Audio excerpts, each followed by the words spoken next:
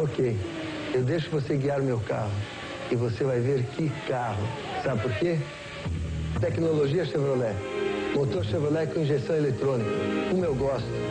E o conforto? Bancos de couro, volante regulado. Tá bom.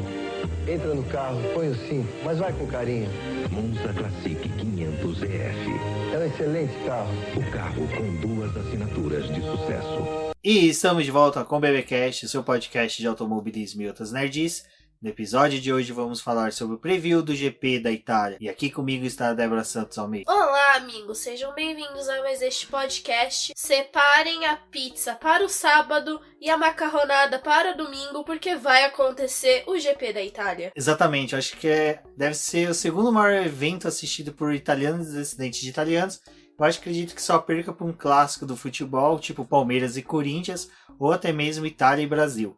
Mas o importante é que o GP da Itália, um dos mais tradicionais GPs de automobilismo do mundo, coloco aqui de automobilismo porque daqui a pouco vocês vão ver a importância que tem o traçado de Monza para o automobilismo mundial. Mas antes, falando de questões importantes, vamos relembrar, é lógico, sobre a nossa campanha de financiamento contínuo e coletivo do Boletim do Paddock, lá na plataforma do Apoia-se. Campanha essa que serve para a manutenção do site e para o nosso crescimento. E agora eu vou falar o nome dos nossos apoiadores, aqueles que auxiliam financeiramente o Boletim do Paddock para o seu crescimento, né? E são eles: Ricardo Bannerman, Maia Barbosa, Eliezer Teixeira, Luiz Félix, Arthur Felipe, Rafael Celone, Will Mesquita, Anthony Santos, Rogério Froner, Helena Lisboa, Cássio Machado, Eduardo Martins, Carlos Del Valle, Bruno Vale, Eric Nemes, Bruno Shinozaki, Alberto Xavier, Will Bueno, Carlos Silva e Beto Correia. Fica aqui o meu agradecimento para todos os nossos apoiadores.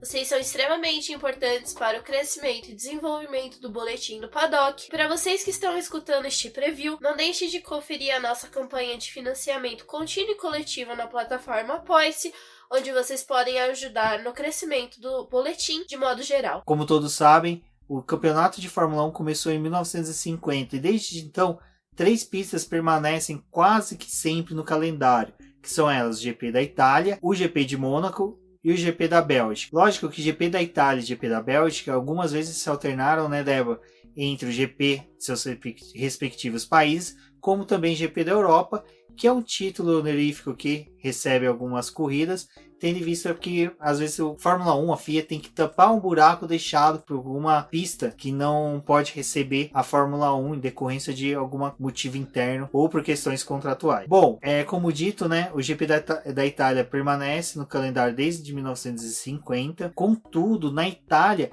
eu acho que desde quando a Itália, desde o Império Romano, com corridas de bigas, já existe essa competição, esse amor à corrida, à disputa em pista. E lógico que isso foi refletido já no início, quando começou, né, a disputa de motores a combustão, de veículos. Já em 1921, né, Débora, já tínhamos relatos de corridas sendo praticadas no território italiano. 1921 não era o circuito de Monza, era um circuito que ele tinha cerca de 17 quilômetros, mas Monza foi projetado para 1922 e desde então ele permanece como a pista sendo utilizada para as competições. O que era comum muito, principalmente na Itália, eram as corridas de subidas de morro, ou montanhas, né, como era tido na época. Tem uns textos bem bacanas na série 365, entre elas um texto do Valese falando sobre a Miglia, que é uma disputa que tinha na Itália, que era uma das subidas de morro, em que era característico da época na Itália, que era uma disputa muito mais de marcas, né, Débora, onde a própria Alfa Romeo tinha sua disputa e era comandada a escuderia Alfa Romeo pelo Enzo Ferrari, que futuramente iria criar a sua equipe própria, a escuderia Ferrari. Bom, mas vamos falar agora, né, Débora, sobre o Autódromo de Monza, falar algumas curiosidades sobre a pista. Bom, Monza, ela já chegou a ter cerca de 10 quilômetros, contando com a extensão que faz parte do circuito oval, hoje não mais utilizado por conta de acidentes que acabaram tirando ele de atividade. O circuito que a gente conhece hoje já passou por várias reformas e atualmente ele é um circuito plano, não tem elevações como o circuito da Bélgica, onde tem bumps e várias coisas que acabam atrapalhando a corrida. Hoje ele é um circuito mais neutro, mas de extrema dificuldade, porque a maioria das voltas é executada com o pé embaixo, que ele é um circuito que traz muita velocidade. Até mesmo o Kimi Raikkonen no ano passado acabou quebrando o recorde de velocidade na pista. O Autódromo Nazionale de Monza teve as suas obras concluídas, como a gente falou, em 1922, e ele passou a ser o terceiro autódromo permanente no mundo, onde já existia o Autódromo de Brooksland na Inglaterra e Indianápolis nos Estados Unidos. Monza também foi conhecida pelos seus acidentes fatais. Um deles foi entre o Emilio Materazzi e o Giulio Foresti, onde teve uma batida muito forte e acabou... cerca de 30 pessoas acabaram falecendo nessa tragédia. Foi a tragédia mais importante até o acidente nas 24 horas de Le Mans de 1955, onde 84 espectadores acabaram falecendo. Entre 1957 e 1960, o circuito oval de Monza deixou de ser utilizado, mas em 1961 decidiram incluir ele para a corrida daquele ano. E foi onde nós tivemos mais uma catástrofe no automobilismo, onde 14 pessoas morreram, fora o piloto, que foi o Wolfgang. E depois disso ele acabou trazendo comoção para vários pilotos que estavam ali disputando com ele. Foi mais uma morte ali do automobilismo e acabou trazendo essa mudança para o circuito de Monza, onde o oval deixou de ser utilizado pela Fórmula 1. Mas, falando sobre uma coisa legal desse circuito oval, foi que no período de 1957 e 1958, nós tivemos um crossover entre a Fórmula 1 e as 500 milhas de Indianápolis, onde os bólidos da Fórmula 1 foram utilizados para essa disputa e ocorreu no circuito oval da pista de Monza. Exato, lembrando que na década de 50 nós tínhamos as 500 milhas de Indianápolis incluídas no calendário da Fórmula 1, contudo só disputavam lá os pilotos americanos, os europeus não iam. A invasão europeia nas 500 milhas só ocorreu depois, muito tempo depois, com a ida até mesmo da Lotus, do Jim Clark, do Graham Hill, que é lógico, ambos conquistaram vitórias lá e escreveram seu nome na história do automobilismo mundial. Agora, dando um salto no tempo, né, Débora? Acho que seria interessante a gente só falar de algumas coisas que tivemos de interessante no Autódromo de Monza. Que como o Autódromo de Monza ele está presente na Fórmula 1 desde o ano de 1950, nós temos muita história a contar, muitos fatos a relatar a vocês. Contudo, vai levar mais de um programa aí, ficaríamos horas aqui tecendo comentários sobre a corrida. Mas o que é interessante de Monza é que, como a Débora disse, com o Kimi Raikkonen quebrando o recorde de maior velocidade hora no autódromo, vai lembrar que a pista em si ela é muito rápida.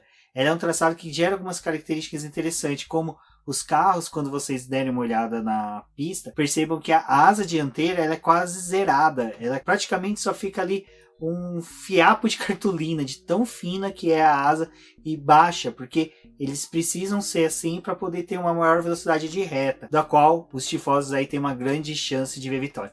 E falando em vitória, o que é legal de uma efeméride aí sobre a pista de Monza é que o Leclerc tá vindo de um GP da qual ele venceu. A gente teve o primeiro monegasco, né, a vencer no GP de Fórmula 1, mas se ocorrer a vitória dele no GP de Monza, será a segunda vitória de um monegasco naquele circuito, porque em 1928 Louis Chiron venceu com uma Bugatti na mesma pista. Então olha, quem sabe a gente pode ter uma nova estatística aí a favor do menino Leclerc, que seria bastante legal. Outra característica legal dessa pista é que no ano de 1988 a McLaren de Ayrton Senna e Alain Prost vinha uma sequência de vitórias impressionantes. Se eles vencessem todas as corridas daquele ano, seria um recorde que até hoje não foi batido. Nem mesmo nessa mega era dominada pela Mercedes, ela não conseguiu números tão impressionantes como o MP4 com o motor Honda. Bom, um mês antes do GP da Itália, havia falecido o Enzo Ferrari. Então vocês imaginam, os italianos já estavam tristes porque naquela temporada estava sendo dominada pela sua arquirrival, a McLaren, em que Alain Prost e Ayrton Senna vinham revezando ali entre vitórias e primeira e segunda posição de ambos. Então, para a Ferrari estava uma tristeza tremenda.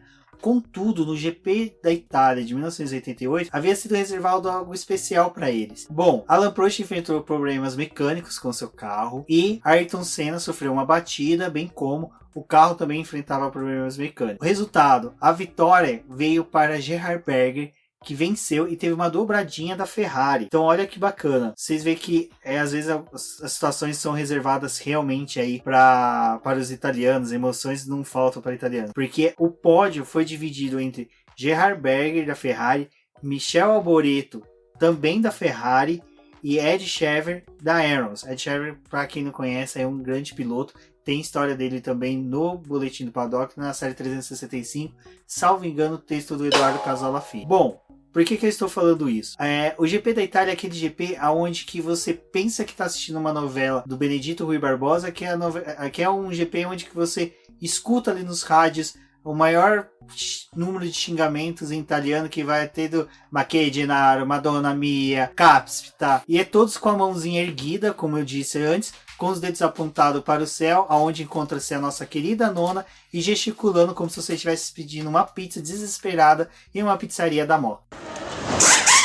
O que vale lembrar do Autódromo de Monza é que ele remete muito a um par de meia, a um pé de meia pelo seu formato. Pai Noel italiano mandou um abraço. Exatamente. Também o que me faz lembrar que eu devo um par de meia ao Fernando Brandão Campos, porque quando ele esteve aqui em casa no Estadia, ele esqueceu uma, e só dias depois eu percebi que eu estava usando a meia dele, que era uma meia muito confortável, então quem sabe um dia eu acabo pagando ele esse par de meia esquecido em casa. Mas, falando em esquecimento, não podemos esquecer que o GP da Itália só teve um ano que não foi realizado na pista de Monza. Na verdade, me autocorrigindo a mim mesmo, somente em um ano o Autódromo de Monza não esteve no calendário da Fórmula 1, que foi no ano de 1980, onde Imola fez a vez e recebeu o GP da Itália. Bom, agora a gente parte para o momento onde falamos dos pneus que serão utilizados na prova desse final de semana. Para o GP da Itália foi escolhido o composto C2 duro, de faixa branca, o C3 médio, faixa amarela, e o C4 macio, de faixa vermelha. A composição escolhida é semelhante ao que foi utilizado na temporada passada, mas lembramos aqui, como no GP da Bélgica, que a goma desse ano ela é mais macia do que a utilizada em 2018. Uma coisa que é interessante de nós falarmos é referente a essa questão dos pneus, principalmente desenvolvidos pela Pirelli. O Autódromo de Monza, por ser um autódromo muito rápido e também ele permanece quase que todo o carro 100%, não 100%, mas eu não me recordo a porcentagem total agora, mas deve beirar uns 70% do traçado, é pé embaixo. Contudo, como ele não tem um desgaste muito forte lateral do carro em decorrência de curvas, a escolha da Pirelli até que é uma escolha boa, porque ela combina exatamente a questão de pouca degradação dos pneus, pois é bem o meio ali da qualidade dos pneus em questão de maciez das gomas, como a Débora disse, bem como ela não perde a sua aderência. Então eu acredito que do composto C2, que seria o duro, para o final de semana que nós veremos utilizando a faixa branca, para o C4, que é o macio com a faixa vermelha, não vai ter uma distância muito grande de perda de velocidade. Então provavelmente nós veremos aí ter disputa por volta rápida a todo momento, ainda mais que este ano se caracteriza por essa volta rápida, dar um ponto a quem conseguir realizá-la e esteja no top 10 ao final da corrida, bem como algo que seria interessante que nós falarmos, que foi algo visto no GP de Spa, né, lá da Bélgica, que a Mercedes sabe, né, economizar muito bem pneus. Então eu acredito que a questão de estratégia nesse GP, questão de momento de parada, será bem importante. Espero eu que a Ferrari tenha, né, aprendido a identificar um blefe quando acontece ou não, porque vai ser muito importante aí a hora certa de parar os carros, ainda mais se ela quiser fazer feio no próprio quintal de casa. Esse ano, os carros da Ferrari estão consumindo mais o pneu do que na temporada passada, então aconteceu uma inversão entre Ferrari e Mercedes. Ano passado o carro da Ferrari era mais conservador, até mesmo o Vettel, que era um piloto conhecido como conservador dos compostos, na corrida da Bélgica a gente viu ele sofrendo com o desgaste dos pneus, precisando realizar mais uma parada. Sim, teve o erro da Ferrari, mas isso já é uma coisa que tá vindo de outras corridas e mostra muito como o carro da Ferrari esse ano bem diferente do que foi apresentado no projeto de 2018. O clima de Monza é conhecido como quente e seco, mas na temporada de 2018, o final de semana, as equipes precisaram lidar com a chuva, que até apareceu ali durante a classificação, só que no domingo o clima voltou a ser seco. Então, nesse final de semana a gente pode ver uma variável do que aconteceu na temporada passada. Bom, como todo bom cabeça de gasolina que se preza, acredito que nossos ouvintes estejam participando dos bolões, né? Bem como das apostas da Liga do GP Predictor e do F1 Fantasy. Lembrando que tanto o F1 Fantasy como o GP Predictor, o Boletim do Paddock tem suas ligas. No post deste episódio tem os links para acesso, bem como para o GP Predictor, existe uma premiação para cada, e lá no post também tem as descrições dos prêmios que serão entregues ao final do ano aos 3 primeiros colocados do GP Predictor. Bom, Débora, acho que é interessante a gente começar sempre pela lista de vitórias, né, dos pilotos mais vitoriosos no Autódromo de Monza. No topo da lista temos Michael Schumacher e Lewis Hamilton com 5 vitórias cada. Em segundo lugar temos uma sequência boa de pilotos ali que conquistaram 3 vitórias na pista. Entre eles temos Juan Manuel Fangio, Nelson Piquet, Alain Prost, Sebastian Vettel e Rubinho Barrichello. Já com 2 vitórias, nós temos pilotos das equipes como Alberto Ascari, Phil Hill, John Surtees, Jack Stewart, Niki Lauda e Ayrton Senna. Nos construtores, nós temos a liderança da Ferrari com 18 vitórias, contudo, em segundo lugar está sua arquirrival, a McLaren, com 10 vitórias, seguidas pelas Mercedes com 7 vitórias cada. Nos motores, nós temos ainda a liderança da Ferrari com 19 vitórias. Aí você se pergunta, 19 vitórias, motor Ferrari, sendo que o construtores tem 18 vitórias? Bom, lembre-se que em 2008 nós tivemos a origem, o surgimento de um dragão de vitórias, que era Sebastian Vettel, que vencia o GP de 2008 a bordo de uma Toro Rosso que tinha motor Ferrari, uma ex-equipe também italiana, apesar que a Toro Rosso ainda é italiana, que era de estrutura da Minardi. Mas, seguida ali entre os motores mais vitoriosos, nós temos a Mercedes com 12 vitórias, no caso aqui seria 7 da equipe Mercedes e 5 da McLaren, e em terceiro lugar, com 8 vitórias, os motores Renault. Na pole position, o piloto que tem mais poles no circuito é Lewis Hamilton. Então fiquem atentos, porque como ele é um piloto excepcional, ele deve ser uma boa aposta para este sábado. Na segunda posição temos Juan Manuel Fangio e Ayrton Senna. Aí, em terceiro lugar, é aquela nova complicação que nós temos para os dados, que se segue uma sequência grande de pilotos que tem 3 poles cada, mas eu acho que o destaque aqui ficaria para o Sebastian Vettel, que tem 3 poles nessa pista. Então, Débora, para quem vai apostar no Lewis Hamilton, se recorde que a Ferrari pode vir forte com o Sebastian Vettel para a busca da pole. Nos construtores, a Ferrari soma 20 poles, seguida pela McLaren com 11 e a Lotus com 7. A Williams também está nessa posição com 7 poles. Ainda nos motores, a Ferrari é a líder com 21 poles, lembrando a pole do Sebastian Vettel em 2008, seguido pela Mercedes com 12 e a Renault com 10. Exatamente. É interessante essa questão da vitória do Sebastian Vettel em 2008, porque ela quebra quase todas as estatísticas. Para quem gosta de estatística, é sensacional, porque ela dá um vórtice nela por causa dessa vitória que ele obteve no GP de Monza, né, no GP da Itália, com um carro que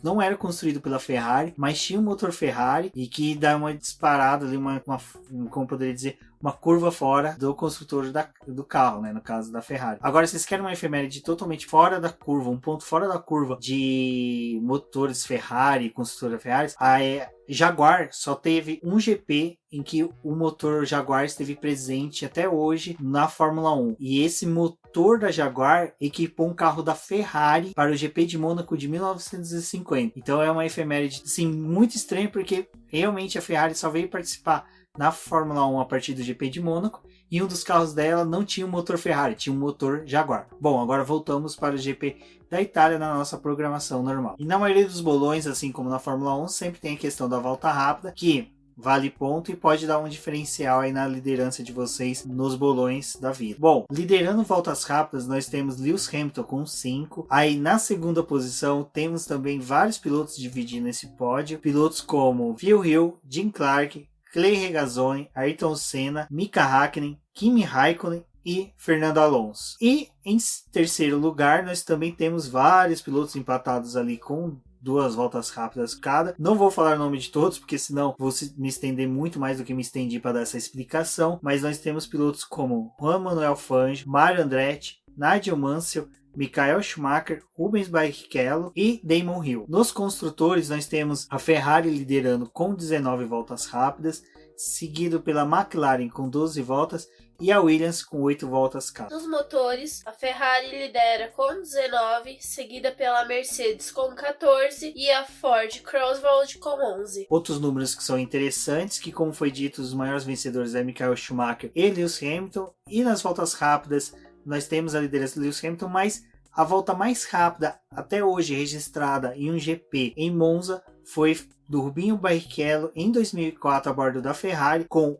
1 minuto 21 segundos 0,46 centésimos. O comprimento total da pista é de 5.793 metros. A pista, apesar de ter longas retas, terá apenas 2 zonas de DRS, para minha tristeza e para alegria de muitos haters desse artifício utilizado na Fórmula 1 para dar emoção. O traçado de Monza, como a Débora muito bem disse, passou por várias alterações, mas todas as chicanes dele foram colocadas para trazer maior segurança, tendo em vista que a pista, né, tinha um emprego de velocidade muito grande. Uma dessas chicanes é a primeira no final da reta principal, onde nós tivemos o ano passado um acidente espetacular do Marcus Ericsson, né, a bordo da Sauber. E falando agora, lembrando desse acidente que aconteceu ano passado, vamos relembrar o GP de 2018, uma breve aí review sobre o GP realizado o ano passado. Kimi Raikkonen largou da pole position, se manteve ali na dianteira da prova. Tivemos as paradas nos boxes para troca de pneus e foi quando ali, né, o Lewis Hamilton começou a ameaçar. Mas ainda ele ficou boa parte da corrida próximo do Raikkonen. Ele começou a ameaçar a vitória do Raikkonen até por conta do companheiro de equipe, porque o Bottas permaneceu mais tempo na pista, liderou, né, assumiu a liderança da corrida, fez os 2 pilotos que estavam atrás dele desgastar o pneu.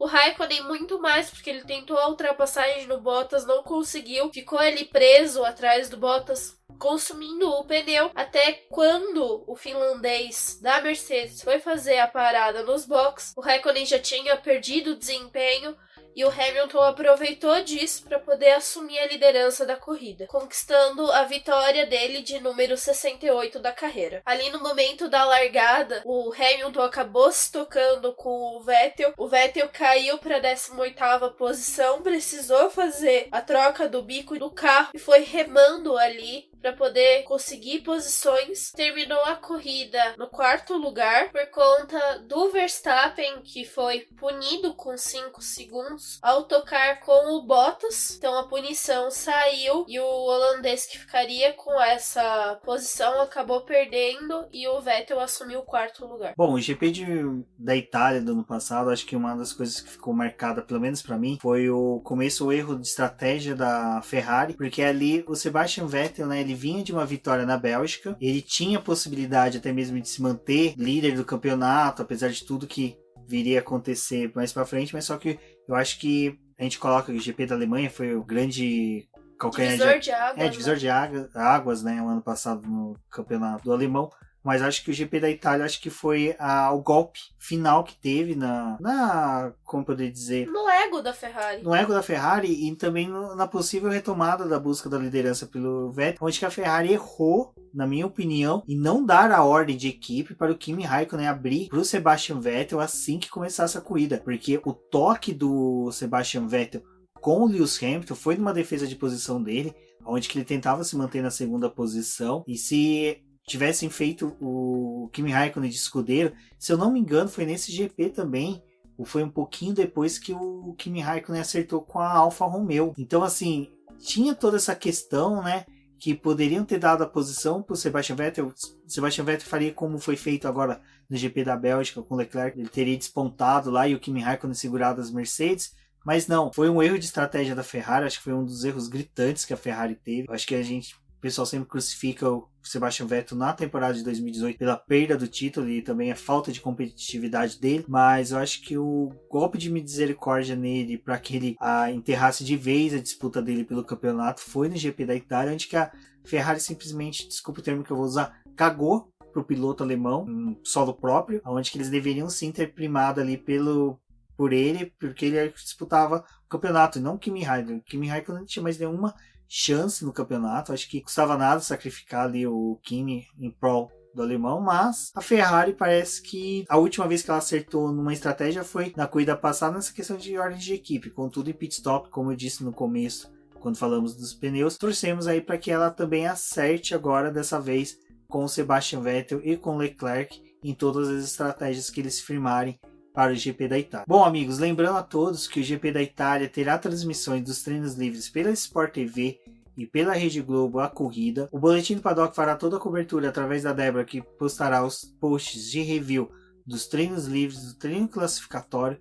Também teremos no BP o texto com o preview do GP da Itália, que sairá um pouquinho depois deste episódio. Então, quando você terminando de ouvir aqui, vá para o site do Boletim Paddock, confira o preview. Não deixem de acompanhar nossos posts. Estamos tendo aí posts diários sobre tanto Fórmula 1 como demais categorias.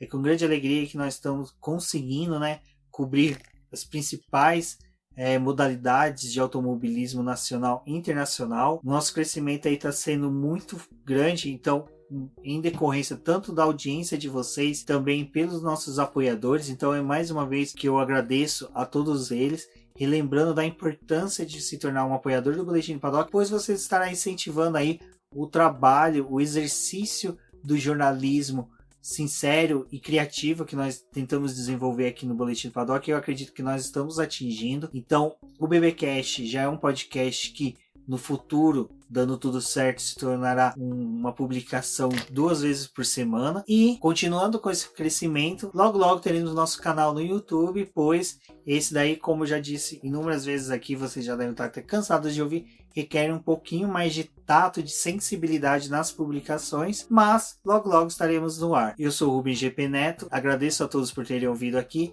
recomendo e peço mais uma vez que visitem o site e não deixem de verificar nossa campanha no Apoia-se. Até o próximo episódio, um forte abraço a todos e até lá. Rubens já deixou vocês com todos os recadinhos da paróquia. Eu sou a Débora Almeida, no Twitter como TheFlowers.